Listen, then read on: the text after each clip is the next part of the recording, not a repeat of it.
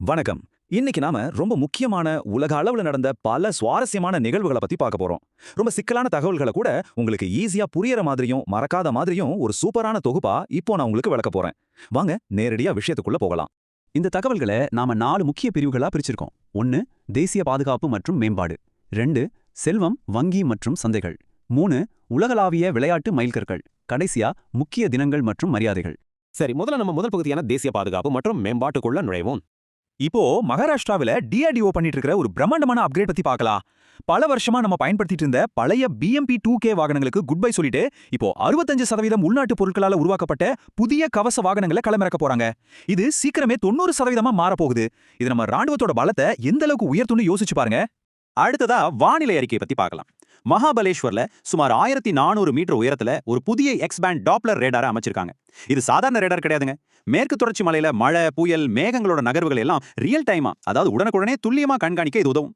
குறிப்பா புனே, மும்பை மக்களுக்கு 3 மணி நேரத்துக்கு முன்னாடியே எச்சரிக்கை கொடுக்கிற மிஷன் மௌசம் திட்டத்தோட ஒரு மிக முக்கியமான கேம் சேஞ்சர் இது. சரி, தொழில்நுட்பத்தை வெறும் பயன்பாட்டுக்கு மட்டும் இல்லாம சமூக மாற்றத்துக்கும் எப்படி யூஸ் பண்றாங்க அப்படிங்கிறதுக்கு இந்த திட்டம் ஒரு சிறந்த உதாரணம். MSJ அறிமுகப்படுத்தியிருக்கிற இந்த ஸ்மைல் மொபைல் ஆப் மூலமா இந்தியா முழுக்க 181 நகரங்கள்ல பிச்சை எடுப்பவங்களை உடனுக்குடனே அடையாளம் காண முடியும். அது மட்டும் இல்லாம அவங்களுக்கான தங்குமிடம், மறுவாழ்வு பணிகளை நாம கண்காணிக்கவும் முடியும். இது உண்மையிலே ஒரு அற்புதமான முன்னெடுப்பு இல்லையா? எல்லை பகுதிகள் பத்தி பேசும்போது ஜம்மு காஷ்மீர்ல இருக்கிற கதுவா மாவட்டத்துல ஒரு பெரிய மாற்றம் நடந்துட்டு இருக்கு. மூலோபாய ரீதியா ரொம்ப முக்கியமான 6 கிராமங்களுக்கு, அதாவது போபியா, கடிலா மாதிரியான கிராமங்களுக்கு வைப்ரண்ட் வில்லேஜஸ் திட்டத்தோட 2ஆம் கட்டத்தின் கீழ் பெரிய அளவுல உள்கட்டமைப்பு உதவிகள் கிடைக்க போகுது. இதன் மூலமா அங்க இருக்கிற மக்கள் வேலை தேடி வேற இடங்களுக்கு போறதை கணிசமா குறைக்க முடியும். $4.88 மில்லியன். இது எவ்வளவு பெரிய தொகைன்னு பாருங்க. தமிழ்நாடு மற்றும் மேகாலயாவில் தொடங்கப்பட்டிருக்கிற புதிய 5 ஆண்டு பல்லுயிர் பாதுகாப்பு திட்டத்துக்கான நிதி இது.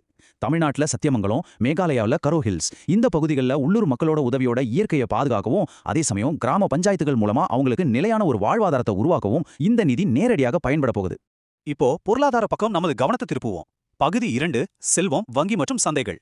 நைட் ஃபிராங்க் வெளியிட்டுள்ள 2026க்கான சமீபத்திய வெல்த் ரிப்போர்ட் படி பார்த்தா உலக அளவுல பெரும் பணக்காரர்கள், அதாவது அதி உயர் நிகர மதிப்புள்ள தனிநபர்களோட எண்ணிக்கையில அமெரிக்காவும் சீனாவும் முழுமையா ஆதிக்கம் செலுத்துறாங்க. எந்த அளவுக்குன்னா அமெரிக்கா முதல் இடத்துலயும் சீனா 2வது இடத்துலயும் மிகப்பெரிய வித்தியாசத்துல முன்னணியில இருக்காங்க. ஆனா இதுல நாம கவனிக்க வேண்டிய ரொம்ப சுவாரஸ்யமான விஷயம் என்ன தெரியுமா? இந்தியாவோட அதிரடியான வளர்ச்சி தான். ஆமாங்க, உலக அளவுல 19,877 அதி உயர் நிகர மதிப்புள்ள நபர்களோட இந்தியா இப்போ 6வது இடத்தை பிடிச்சிருக்கு. கோடீஸ்வரர்கள் பட்டியல்ல நாம இப்போ 3வது பெரிய நாடு. அடுத்த 5 வருஷத்துல இந்த வளர்ச்சி இன்னும் எந்த அளவுக்கு வேகமா இருக்க போகுதுன்னு நினைச்சா பிரமிப்பா இருக்குல்ல? இப்படி ஒரு பக்கம் செல்வம் பெருகிட்டு இருந்தாலும் இன்னொரு பக்கம் மோசடிகளும் அதிகரிக்கத்தான் செய்யுது. குறிப்பா சமூக வலைதளங்கள்ல தவறான நிதி ஆலோசனைகளை வழங்குற ஃபின்ஃப்ளூயன்சர்கள் கிட்ட இருந்து சாதாரண முதலீட்டாளர்களை பாதுகாக்க செபி அமைப்பு மிஷன் ஜாக்ரூக் அப்படிங்கிற ஒரு தேசிய அளவிலான விழிப்புணர்வு பிரச்சாரத்தை ஆரம்பிச்சிருக்காங்க. இது முதலீட்டாளர்களுக்கு ஒரு பெரிய பாதுகாப்பு கவசம்னே சொல்லலாம். வங்கித்துறை செயலிகளை நிறைவு செய்யற விதமா ஒரு முக்கியமான அப்டேட். கரூர் வைஸ்யா வங்கியோட வணிகத்தை வெறும் 4 வருஷத்துல அப்படியே ரெட்டிப்பாக்கிய ரமேஷ் பாபு அவர்களுக்கு 2028 வரைக்கும் நிர்வாக இயக்குனர் மற்றும் COவா செயல்பட 3வது முறையா RBI ஒப்புதல் கொடுத்திருக்காங்க. அவரோட சிறப்பான நிர்வாக திறமைக்கு இது ஒரு மிகப்பெரிய அங்கீகாரம். சரி, இப்போ ஸ்போர்ட்ஸ் செய்திகளுக்கு போறதுக்கு முன்னாடி உங்ககிட்ட ஒரு கேள்வி. மனித சகிப்புத்தன்மையோட உச்சம்னு கருதப்பட்ட ஒரு சாதனைய, அதாவது ஒரு போட்டி மாரத்தான 2 மணி நேரத்துக்கும் குறைவான நேரத்துல ஓடி முடிச்சு அந்த வரலாற்று தடையை உடைச்சது யாருன்னு உங்களால கெஸ் பண்ண முடியுதா? யோசிங்க. அந்த கேள்விக்கான பதிலோட நம்ம 3வது பகுதியான உலகளாவிய விளையாட்டு மைல்கற்களுக்குள்ள போலாம். அந்த வரலாற்று நாயகன் வேற யாரும் இல்ல, கென்யாவை சேர்ந்த 31 வயதான தடகள வீரர் செபாஸ்டியன் சாவே தான். அவர் 2026 லண்டன் மாரத்தான்ல சாத்தியமே இல்லைன்னு நினைக்கப்பட்ட ஒரு விஷயத்தை அவர் செஞ்சு காட்டியிருக்கார். 2 மணி நேரத்துக்கும் குறைவான நேரத்துல மரத்தான ஓடி முடிச்சு ஒரு புதிய உலக சாதனையை படைச்சிருக்கார். இது தடகள வரலாற்றிலேயே ஒரு மிகப்பெரிய மைல்கல். இப்போ எகிப்துல நடந்த ISF ஜூனியர் உலகக்கோப்பை போட்டிகளை பாருங்க. துப்பாக்கிச்சுடும் போட்டியில இந்தியாவோட ஆதிக்கம் எவ்வளவு பிரமாண்டமா இருக்குன்னு இதுல இருந்தே தெரிஞ்சுக்கலாம். 5 தங்கம் உட்பட மொத்தம் 16 பதக்கங்கள் அள்ளி குவித்து பதக்கப்பட்டியல்ல இந்தியா கெத்தா முதல் இடத்தை பிடிச்சிருக்கு. அடுத்தடுத்த நாடுகள் எவ்வளவு பின்னாடி இருக்காங்கன்னு கவனிச்சீங்களா? கால்பந்து ரசிகர்களுக்கும் இப்போ ஒரு சூப்பரான செய்தி காத்திருக்கு. 2026ஆம் ஆண்டுக்கான SAF மகளிர் கால்பந்து சாம்பியன்ஷிப் போட்டிகளை இந்தியா, அதுவும் குறிப்பா நம்ம கோவால நடத்த போறாங்க. மே 24ல இருந்து ஜூன் 7 வரைக்கும் நடக்க போற இந்த தொடர்ல மொத்தம் 6 அணிகள் மோதுறாங்க. உள்ளூர் மைதானத்துல நம்ம அணி விளையாடுறத பார்க்க ரொம்பவே சுவாரஸ்யமா இருக்கும் இல்லையா? விளையாட்டு செய்திகளோட இறுதியா செஸ் விளையாட்டுக்கு ஒரு சர்வதேச அளவிலான பெரிய அங்கீகாரம் கிடைச்சிருக்கு. சர்வதேச செஸ் கூட்டமைப்பான FIDE இப்போ அதிகாரப்பூர்வமா சர்வதேச உலக விளையாட்டுகள் சங்கத்தோட 40வது உறுப்பினரா இணைஞ்சிருக்காங்க. இது செஸ் விளையாட்டுக்கு இனி உலக அளவுல இன்னும் பெரிய தளத்தை உருவாக்கி கொடுக்கும். சரி, இப்போ நம்ம தொகுப்போட கடைசி பகுதிக்கு வந்துட்டோம். பகுதி 4 மரியாதைகள் மற்றும் உலகளாவிய தினங்கள். ஏப்ரல் மாசத்தோட கடைசி வாரத்துல இருக்கிற முக்கிய தினங்களை இங்க நாம கவனிக்கணும். ஐக்கிய நாடுகள் சபையால முதன்முறையா அறிவிக்கப்பட்ட தொழில்துறையில் பெண்களுக்கான சர்வதேச தினம் ஏப்ரல் 21 அன்னைக்கு கொண்டாடப்படுது.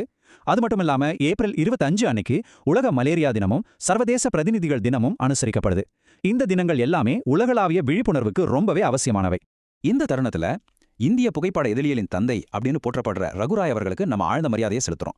இந்தியாவோட பல வரலாற்று சிறப்புமிக்க தருணங்களை தன்னோட கேமரா லென்ஸ் வழியா அழியாத பதிவுகளா மாத்தினவர் இவர். மேக்னம் போட்டோஸ்க்கு பரிந்துரைக்கப்பட்ட முதல் இந்தியர் அப்படின்ற பெருமையும் பத்மஸ்ரீ விருதும் பெற்ற இவரோட பங்களிப்பு காலத்துக்கும் நிலைச்சு நிற்கும். அதேபோல நாராயண குருகுலத்தோட புகழ்பெற்ற ஆன்மீக தலைவரான குருமுனி நாராயண பிரசாத் அவர்களின் மறைவுக்கும் நம்ம அஞ்சலி செலுத்துறோம்.